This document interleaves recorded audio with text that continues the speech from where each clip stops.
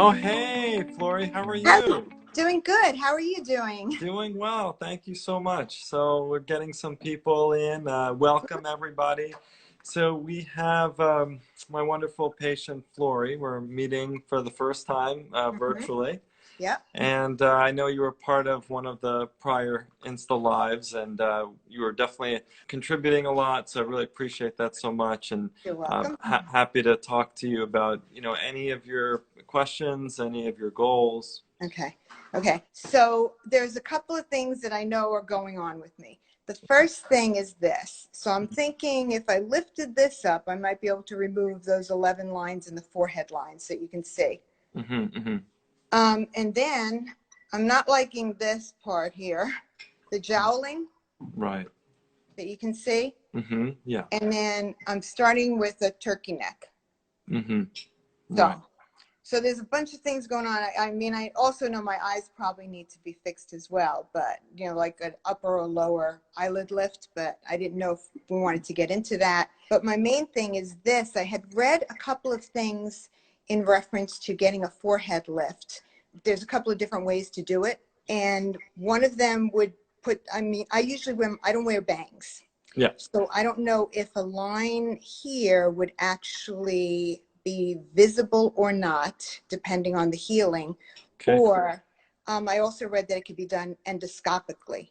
Yeah. So now, go ahead. Would that remove this stuff right in here?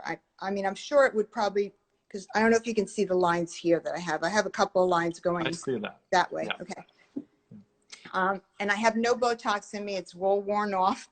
I have no fillers or anything, and no face makeup on, because I wanted you to be able to see, I basically appreciate how I that. look. So. Yeah. So just to take a step back, when did you start to notice these changes on the face? Probably because I'm 61. I want to say maybe 4 or 5 years ago, not more than that, because up until then, Botox, a couple of, grams of Botox would fill all this stuff up, and I'd be fine. Just a couple here, and, 1 or 2 up here, and I'd be good. Where I noticed where it started getting worse and I started needing more and more Botox was probably about maybe 3 years ago. Was where I really noticed it, because I had to go to a wedding and I wanted to look good for the wedding. So I started to, see things that weren't happening and they needed more and more. I had to go back 3 times to get more and more Botox injected. Was it effective at that time? Was it able to smooth the lines? Yeah, it did. It was very effective. It was very effective. And then these days, when you get the Botox, you find that it doesn't do much? I have to get a lot of it, and I just don't like the fact that my eyebrows, depending on where they do it, I have to go back, because sometimes my eyebrows end up being too droopy, and I'm not happy with the Botox. Plus, it's just too much maintenance, to be honest with you. I just want to get the surgery and have it over and done with for, a number of years. Yeah, no, I understand. And then what are your thoughts on your eyebrow positioning in terms of how low or high they are? I mean, I used to have really, really high, I guess, eyebrows. I had a lot of space in between here. This space was, very, very large, because I used to get a lot of compliments on my eyes. And I would put on, like eyeliner and eyeshadow, and you can see it. Now, you can basically, you're barely able to see even my eyelids. So I think that they've fallen a little bit. And when I feel the bone feels like it's more up here, right in this area. Yeah. Which is, above my eyebrow. Right. Interesting. Okay, and then so I'm just gonna get all the information, and then I'll give you a lot of information from my experience and my thoughts on specifically your face. So now tell me about the cheeks and the jowl and the neck. Has that also developed over the last few years? Yes, yeah, it all kind of fell at the same time almost. It was just like, a massive oops when I looked in the mirror, and I just didn't like what I was seeing. And then when I started taking pictures, that's where I really noticed it, because sometimes the mirror can be deceiving to yourself, but pictures never lie. So when I started getting pictures and taking selfies and stuff like that, I started saying, what the heck is this stuff? What's going on? Was it my angling? And then I would try taking pictures in the mirror, and I still couldn't get the angling right. I still looked terrible. So I knew that it wasn't it wasn't angling anymore. It was me. You know? Right. No, I got it. I gotcha. All right. And what about your skincare regimen? What do you usually use? Have you had any like laser treatments to the skin? Any skin related treatments? Yeah, I had Fraxel done probably about maybe 10 years ago. Okay. And I liked it, but the downtime was just, you know, I was working at that point in time. I'm retired now, but I was working at that point in time, and I just couldn't do the downtime because I was a trainer and I was in front of people. So I had to take a full week off on vacation, and I didn't want to waste my vacation time, you know, recovering from something. So I did it only once, and I was happy with it, but I just, you know, like I said, I just didn't have the time to do it anymore. Okay. And then what about just like your daily skin routine? I have very, very oily skin. Okay. So you know, I wash it twice a day. I use a toner, and then I use moisturizer, and I use some sort of SPF, generally by Neutrogena. Okay. All right. Very good. Yeah. The most important thing being that SPF to protect the skin. Any like retinoic acid? No, I was on Accutane in my 40s.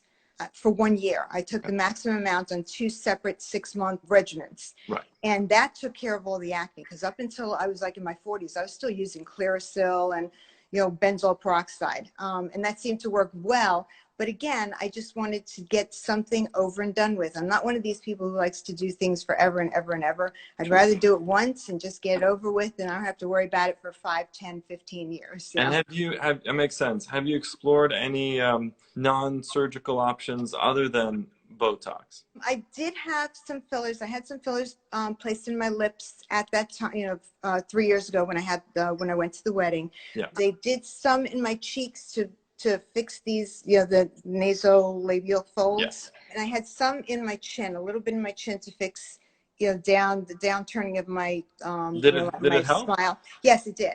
It did help, but when it wore off, again, like I said, it was, you know, it wasn't cost effective for me. Yeah, so that makes sense. And then how about some of these different energy devices like FaceTime? Like RF? No, I've RF. never had any of that. I've never had any of that. All right, so that's a lot of great information. Thank you for sharing that. You're welcome. So let's start maybe at the top and kind of work our way down, because we're sort of covering the full right, head and neck here. The whole thing. Yeah. Yeah, which is good. Which is, you know, what happens with time. You know, everything sort of ages together. It's rare that I just had, you know, one of my Instagram lives with Dr. Chelness, and we spoke about this, that it's never just like the eyes that are aging, it's everything together. So you have to consider it all as one. Now, starting with the forehead, right? I see the lines, Lori, I see the horizontal lines, I see the vertical lines, and those are now etched in. So it will be really hard for any neuromodulator like Botox to do a whole lot, because that type of treatment is meant for dynamic muscle movement. Not so much when you have, you know, static lines. So the dynamic lines that you can definitely do, you know, well, you know, with the Botox. But once those lines are etched in, it's tough. You know, like you said, you have to have a lot of the stuff, and to keep coming back for it. So I get it. Now, it's interesting because I find that for a lot of patients, the medial eyebrow actually stays put. It doesn't droop that much over time. And that's been supported with different studies. The lateral aspect does droop as we age, because this whole fat pad over here, temporal fat, starts to atrophy, and there just isn't as much support out here as there is here, okay? So the lateral eyebrow droops more than the medial in most patients.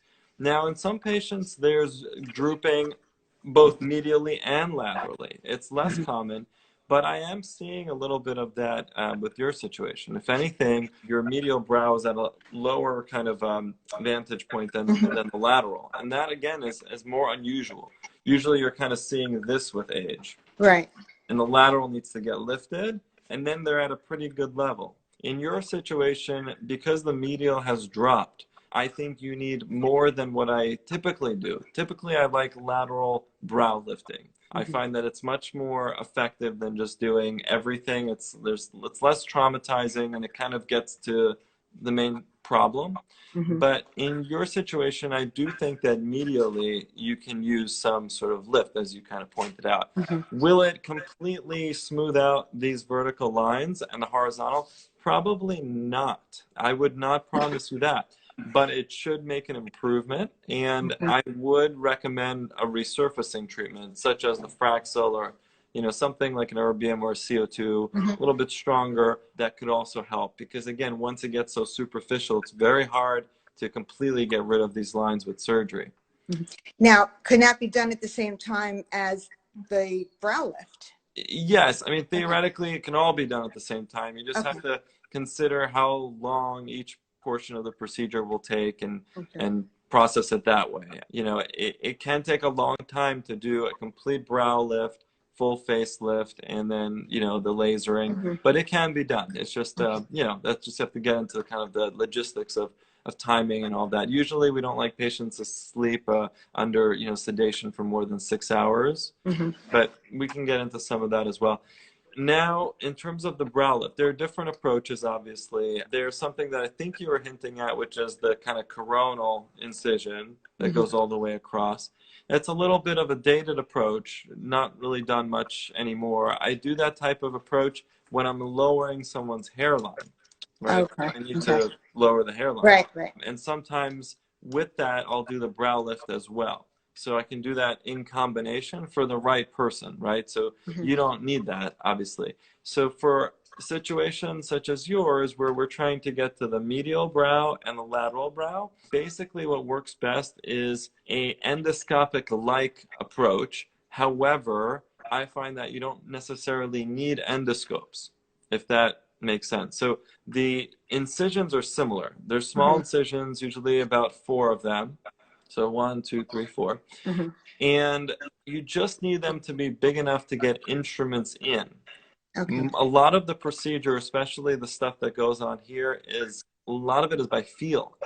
Visualizing doesn't tend to help a whole lot more than just feeling and releasing the tissues. Out on the side, it's helpful to visualize for the start of the procedure, and then the rest is mainly done by feel. And the results are no different than using endoscopes. So that's my view on endoscopes. Endoscopes, it's a bigger sort of setup, and it doesn't really help a whole lot. So that's what some surgeons are finding. It used to be that you had these very aggressive approaches. Then we moved to like small incisions and endoscopes.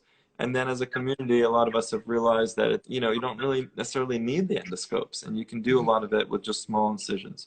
So that's the brow lift. Again, you just have to realize that it's not going to get rid of every line that's on the skin, but it can help. And the key thing, of course, is not to elevate the brow so that it doesn't look artificial. Right, and I don't want the type of look, that's like poor little girl, poor little me look, where it's lifted just in the middle. Yeah. I mean, the sides need to come up as well. Right. And it kind of needs to come up in again as a unit. So that's that's about the brow lift. Now you have some crow's feet lines, and that also would be best treated with a laser or a deeper chemical peel. But if you're already getting surgery and I would recommend a full resurfacing of the skin in your situation. Not everyone needs that, but I think you would definitely benefit from that, and it would also help with some of these lines as well. So now moving on down, we have a question here: chemical peel and laser, does it hurt? Well, if you're getting surgery, it's not going to hurt much more than the recovery from the surgery. If you're getting it as a standalone treatment, there's different levels of discomfort. Again, it's not terribly uncomfortable, but when it's combined with surgery, people handle it just fine. So now moving on down, the cheek droops down as we age, and that's what actually causes the jowling. There's a ligament here, and it's kind of a fixed area, and the cheek falls around it. Okay, so just even in me, you can see jowls forming if I'm pulling my face down. So the ligament there kind of keeps it from falling in more. Okay, and that's also the division between the lip complex, which is out here, and the cheek. So people don't always realize that. They think, oh, I have these extra jowls. It's really that the cheek has descended. And that's why you So also now I lose have falling cheeks, huh? falling cheeks. That's right. That's what it is. Okay. And so you lose volume out here, right? Because it falls in. So it kind of gathers, and that's why these lines get more pronounced and these Right. lines get, it's all part of the same thing happening. It's just different manifestations of the same process. So this all falls, and then the neck obviously comes with it.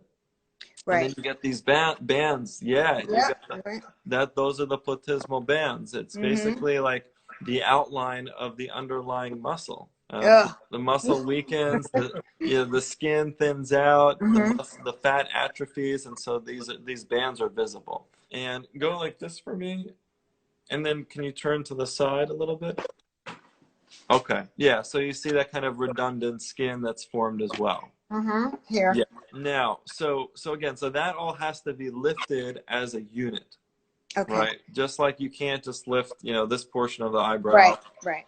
Same thing here. You can, but it's not advised to just lift this area here, right? It's going to be the neck. It's going to be the lower face, and then there's this discussion of how aggressive to be in the mid face.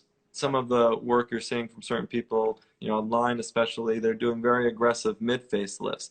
Not everybody needs that, but it can create a more sort of pronounced appearance. But the recovery is a little longer too. So you're going all the way into the mid-face. Most facelifts stop around here, and then you basically, pull that back. But if you want to really get into the whole mid-face and release those ligaments, it's just a more extensive dissection. It's not the biggest deal, but it's just you have to realize that there's going to be more downtime in terms of swelling. But again, you're going to be swollen and bruised anyway, so may as well sort of do it. And so the key with facelifting is to release the ligaments so that you're not still tethered. If you're just going underneath the skin and pulling back, it's going to give you a swept look, and it's going to recoil back, and the scars are going to be worse, compared to taking a deeper approach under the muscle of the face, the smaz, that's called the smaz layer, and really releasing the smaz and then repositioning the muscle. And then the skin just redrapes. The skin isn't pulled. So the scars heal up better. And now, where are the scars? Are they located good question. like in front of the ear or behind the they ear? go in front and then behind as well. Okay. And people ask, well, can you make a small and little incision? It really depends on how much skin needs to be removed. I can tell you that you're going to have a couple of centimeters of skin that needs to be, removed. Oh, yeah, no, I know, a couple of inches at least. Yeah. So in order to remove that amount of skin, you need a long enough incision. Because if your incision is this big and the amount of skin is this big, it can't possibly work that way. Exactly. So the incision gets longer to accommodate the extra skin that's removed. It doesn't get longer because we want to make it longer, So if someone is, 30, I mean, not that most people don't do facelifts on 30-year-olds, but if someone's much younger, say 35, I don't know, and they have a little bit of skin excess, right? When you pull that, there's not a whole lot. So again, you can create a smaller incision and get away with that. In your case, the incision is going to go, like if your hair is coming down to here, the little temporal tufts, so the incision is going to curl around this way. So it'll start like up here? Not quite, not like quite that far medial, but around there. And it would curve around the tuft so we preserve that hair. Okay. The incisions for facelifts used to come up all the way up here. And that was not, that's not advised anymore. That created this whole area of lost hair. If I didn't have, my autoimmune hair condition, I hear I'd have you. hair. I have this, the scarring alopecia as well. So I hear you. Yeah, you get it. But the idea is to try to preserve this, what's called the temporal tuft of hair. So the incision kind of curves around it. Okay. And then it follows the contour of the front of the ear. Basically, as the ear meets with the face, so like all those little sort of grooves right between the ear and the face, that's where the incision gets hidden. Okay. And then as you reach the earlobe, it cuts back towards the hairline. And then however long we need to make it, it goes along the hairline. Okay, so it would go then almost into the back of the neck as well? Yeah, but not so Not that far. far? Okay. Yeah, so like Okay. on this side, maybe to like here. Okay. Yeah, it Got it. doesn't go, doesn't go too Right, right. far. It's not hit. Okay. Okay. Yeah, but it's just as long as we need to resolve that extra skin. I mean, Right. that's Yeah. really And all I it don't is. have a problem with that. Yeah, yeah. The less skin I have, the better. Right, right. No, that most people feel that way. Okay. Yeah, and then in terms of the neck, now you Now, can't just where is pull. Yeah, how is that done? right. Good question. One way to do it is to just say that I'm going to pull from the sides through these incisions, Mm-hmm. right? And the bands get right because the bands get better. Take a look. Do this, and they go away. Yeah. But the Yeah. problem is this: over time, those bands will come back. If we just do that, if we just pull from the sides, it's not a long-lasting solution. So the way we do this area and address it is we make an incision down below, right here. Like in here? Yeah, right under, yeah, that crease right there. Oh, Exactly. okay. Yeah. And the incision it's not too small. It's like maybe this big. So Oh, it's okay. not About too, half an inch to an inch. yeah, I would say at least an inch. And Okay. it gets hidden right there. So you can't really notice it, when it all heals. Right. And the idea is to go in there, right, down the middle Mm-hmm. and take the edges of the muscle and put them back together because they've separated. Okay, so that's what these lines actually are, is the separated muscle. Yeah. So they get sewn together, kind of. Right, but not so that it looks like there's two Right. bands, but like a nice clean, interface, like it kind of interlocked. And so it's Mm-hmm. like you have a sling Okay. that way. And so this is usually done first and then the sides. Because imagine if you're pulling from here, then the muscle gets separated again. Right. So Yeah, I you need see. to decide, are you going to, so that's always a surgical decision. But the way I prefer to do it is to create a nice sling here. And then, you still get a little bit of that deep pull on the sides. Mm-hmm. And then the extra skin comes out. You don't remove any skin down here. Okay, so This this is just to get in with to get whatever into the surgical. muscle. Yeah. Okay. And then when we need to go deeper, so sometimes there's not just the fat, people get liposuction, Mm-hmm. that goes right under the skin. But with surgery, we can look under the muscle. And sometimes there's extra fat there and it can create fullness. I don't think you have a lot of it, but you might have some. So we would just remove that little extra fat that's deep, Okay. that you can't reach in any other way but with surgery. Okay. Okay. So that's done first, then these incisions, pulling everything the Mm-hmm. right way, removing the extra skin, suturing it up, leaving drains. So there's going to be two drains for this area, usually a drain along the forehead, kind of coming out on the side. So, there's a real recovery period.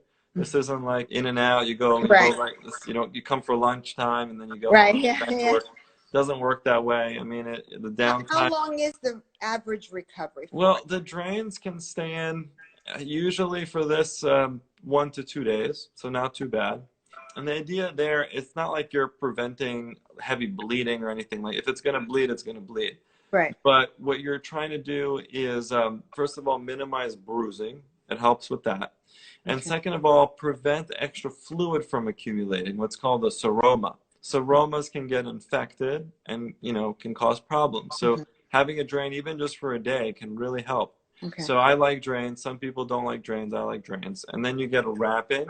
And the wrapping, again, everyone manages it differently. I usually have patients keep it on for, 24 hours or up to 48 hours. And then you remove it and you use it at night. So you don't need to walk around like a mummy for a week. Okay. Now, how long do you sleep sitting upright? It's a good idea to do that for the first few weeks. Okay. So not all the way upright, but your bed at about 30 degrees. Okay. Yeah, So several you pillows. don't need to sit upright. Okay. Okay. No. And then the most critical period is the first 24 hours when it comes to bleeding. Because as you may have heard with facelifts, that's the number one sort of complication. And I mean, surgical technique matters, but every surgeon gets, a bleed here and there. And that means that, we try to control the bleeding, but sometimes another little blood vessel opens up. And since the face is so vascular, it's so full of blood vessels, it can cause like what's called a hematoma, which is a collection of the blood. And it's better to drain that instead of just leave it alone because it, you know, it's, first of all, it's deforming, and second of all, again, you can get infection from it. It can sort of change the overlying skin. So it's better to drain that. And usually that can just be done with a needle placed into it and aspirate. Rarely do we have to pop open a couple of stitches to get to the area. I mean, it's very rare that something needs to be really opened up again to, you know, to get to a bleeding site. But it's just good to know that that's a real, you know, it's a real risk. It's not common, but I would say 1%. So it's, you know, but it's the most common complication of facelifting around the world. Okay. So Now, what else can I tell you?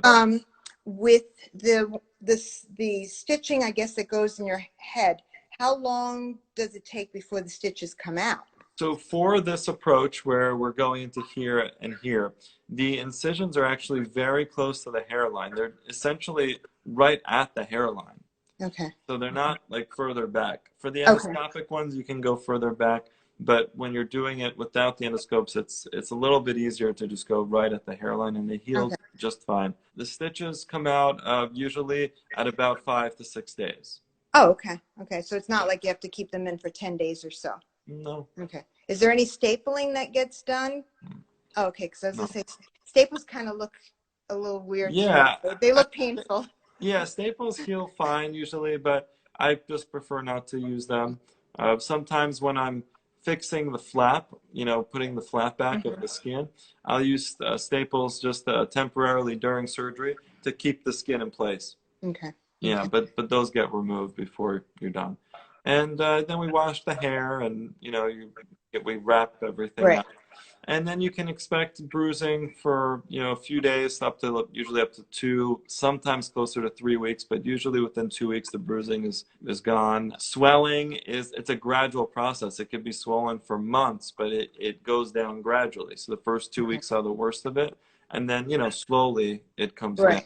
So the process. So when would a person be considered, I guess, looking normal, so to speak? Yeah, I mean, that's a good question. So I would say at 3 weeks, you're presentable, but, you know, you're still going to have scars that are healing and all of that. Usually by 3 months, you can go, you know, to like a real sort of function and, you know, not worry as much about, you know, people are going to figure it out. But again, some people at a few weeks are doing just fine. Okay. But I always kind of err on the side of, you know, telling you longer.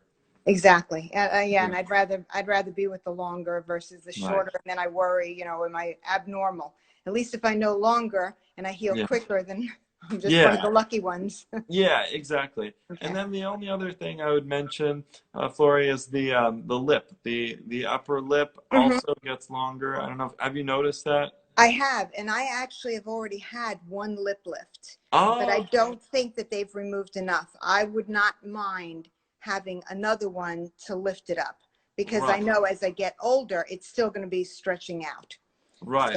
So that's something to think about. Open your mouth for me a little bit.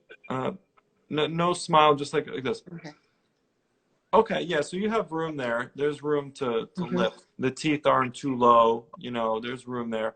Yeah, I mean, I see that as a longer distance in you, and, you know, I think that would work well as well, too. So, and that can be done also at the same time? I mean, it can. It's just that at some point it gets to be, and we'll kind of talk, you know, offline about this. But yeah, if you do everything, it becomes a very long day. And so we just have to, you know, review your medical history, kind of discuss a couple of things related to that, and kind of see what's possible. I like to sometimes break things up so I can really focus my efforts.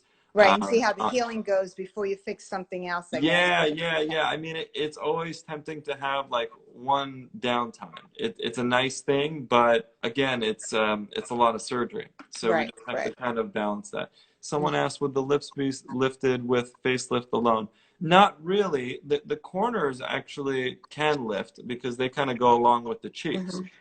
But the rest of the lips, they don't really change much with just the facelift. Yeah, because my last lip lift, I can tell that one lip is higher than the other. One side of the lip is higher. So I would like that fixed if, you know, if possible. Yeah, you know, sometimes people start with asymmetry, sometimes people end up with asymmetries. That can be, you know, that can be tweaked, but I never promise perfect symmetry. It's just, it's almost impossible when you're starting out off asymmetric, but usually we can get it better. Okay. Now, what about, do you see any hollowing in my eyes, or that's not really an issue as of this moment? Well, what happens is as the whole cheek complex drops down, you definitely lose volume, you know, so I don't see it as a major issue, at least in this lighting. So I would say we'll focus on some of the other things that are more pressing. And usually when you take this cheek fat and you now reposition it higher up into here, right, you then restore some of that volume, and that helps into this area as well. Okay, so it's not like I have to have any fat grafting or anything like that. That you No, can... I wouldn't. I wouldn't. Some people fat graft everybody. I don't take that approach. I think that fat grafting, you know, should be done with some degree of caution and for the right candidate. So if you're really depleted in volume, which I think if the volume here is restored higher up, then you have better volume. The issue is, you probably have seen this, you know, people get blown up like dolls. And then you don't know, you know, what percentage of the fat will survive. You know, it might be 70% of that. It might be 20% of that. Of what was put in. So I'm not a huge fan of fat transfer unless it's really, you know, called for. Okay. So I don't do it just for everyone across the board. That's the approach that some people take. I prefer just to use a more customized approach for that. So I don't think you absolutely need fat grafting. Okay. I don't, but you know, it's everyone will have their own opinion on that. Right.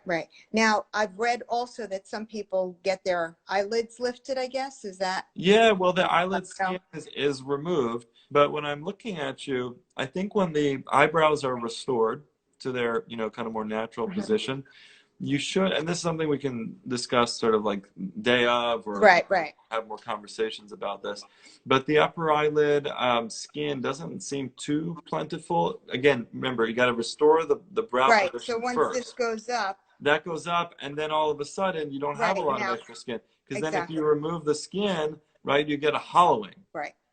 And then and then you potentially can also risk getting dry eye and inability to fully close the eye. So just like with the lip lift, it has to be done carefully. Yeah.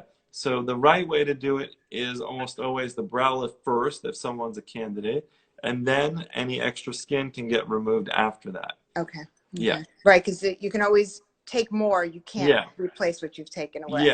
Yeah. Putting it back is always more challenging. On the face especially. The upper eyelids, it can be done actually, but it's a pain. You know, it's a whole other surgery, and it's less reliable than just removing. Okay. And then for the lip lift, it's very, very challenging to put skin back. So you don't want to overdo it, but you also want to give people like a result, you know. Yeah, that's the main thing. I mean, that's the reason why they're going is or else what's the point? You make an incision and like nothing happened. So. Which is almost what I feel like what happened with my first lip lift. You know, where I really can't tell that much was done. That's a very common scenario. Very common. Yeah. So, all right. Well, any other questions for me? I mean, I know we covered a lot of ground. Exactly. We spoke about a lot of different things. Yeah, but this is good. I mean, this is this is classic. You know, people coming in 50s, 60s, they're starting to notice change, and all of these non-surgical modalities can only get you so far, and you got to keep doing it, repeating it. And like you said, the cost goes up. So yeah, I mean, at some point it's reasonable to consider surgery, even though it seems like, you know, scarier and all of that. But honestly, there are certain things that are scarier with filler. Yeah, exactly. You know, at least, I mean, with surgery, like there's no, I mean, especially with surgery that doesn't involve the eye area, you know, itself, I know I'm not going to make someone blind. Whereas with a filler, there's always a very, very rare chance, right? Even in good hands, people need to be careful, and they need to weigh the pros and cons of both non-surgical and surgical techniques. It's not like fair to say that, oh, surgery is what's really dangerous and everything else. It's not the case. You can cause problems with non-surgical things too. Okay, now one more question. Sure. My downturning on my lips, will that be fixed somewhat with fixing this part? Yeah, that's a good question. I alluded to that earlier. Someone asked the question, will the facelift lift the lips? So it will help with what you're referring to, which is the sides here. Yeah, so the lip lift actually does not address that, but the facelift does typically help with this area. Okay. As this comes up, right, the sides tend to get better. Okay. Okay. Yeah. I can't think of anything else that I have any questions on. We'll talk more, but I think this was super educational for people, and I'll be posting this video so they can go through, because there are many people in your shoes, and they don't really know like what the options are, what they should do, and so that's why I really appreciate you doing this. See, someone's happy that you're doing this too. Thank you everyone for joining and listening in. Yeah, thank you, Florian. We'll be in touch, and remind me which part of the country are you located in? I'm in Florida, but I'm a native New Yorker. I was born in Brooklyn. Right. So. Very nice. Very nice. Yeah, I spent some time in Cropsey Avenue. Okay, Bensonhurst. Yeah, Bensonhurst. I was born in Bensonhurst. Yeah. Yeah. So very nice. So again, we'll talk soon, and we'll figure it out. Stay safe. You as well. You as well. You. Stay safe, and thank you so much for for helping me and answering my questions. My pleasure. I'll be happy to answer even more offline, and we'll figure out logistics and all that. Okay. Thank you. Thanks. Take care. Yep. Have a good night. You as well. You too. Bye-bye. Bye.